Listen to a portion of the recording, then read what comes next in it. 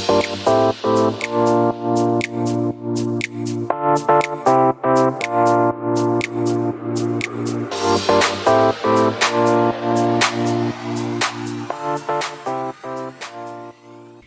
everybody, and welcome to Real Estate Real Talk.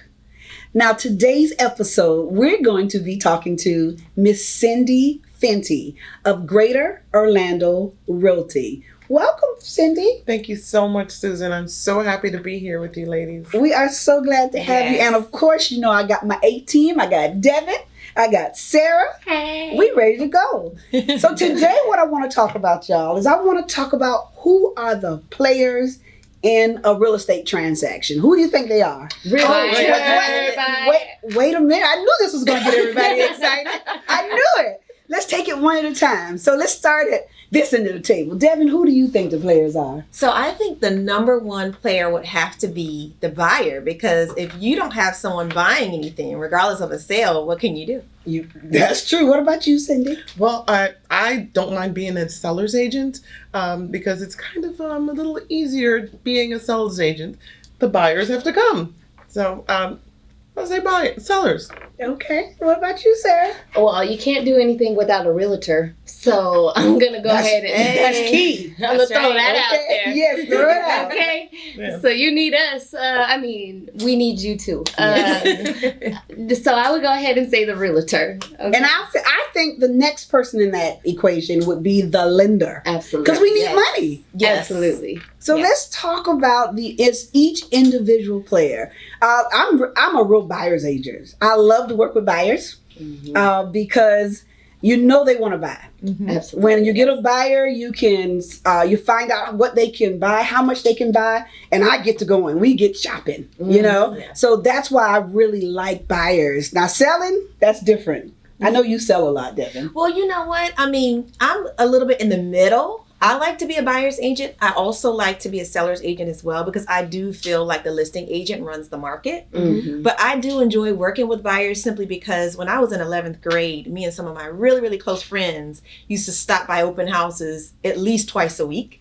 So it's something that I enjoy personally. Yeah, but the only thing that really kind of bothers me when you're doing this, I like sellers also, Yes. but you gotta wait for somebody to come to you. Yeah. Right. Yeah. Anxiety With takes the over. buyer, I'm like, let's go. We're doing it right now, okay? Right, But right. with the seller, you can do everything right. Yep. You can have perfect pictures. You Yes. can have the right price. You can have everything right. You can do a million open houses, and you're still waiting for somebody to say, Right. I'm going to buy. That's true. Absolutely. That's true. Cindy? That's a good point. You are correct about that. The market does determine the activity we see coming through in a house for sale.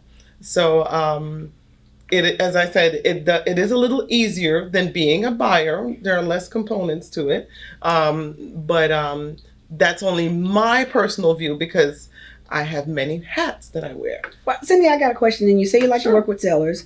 What about when you meet with them because, you know, the seller has to pay for both realtors? Right. You ever Yes. thought about that? Yes. How do you tell them? That's a hard conversation Yes. to tell a Absolutely. person that you're going to have to pay 6% and each realtors are going to separate. You're going to have to pay the buyer's realtor to help negotiate your price down. Right. Well, they always want to. The sellers always want to negotiate.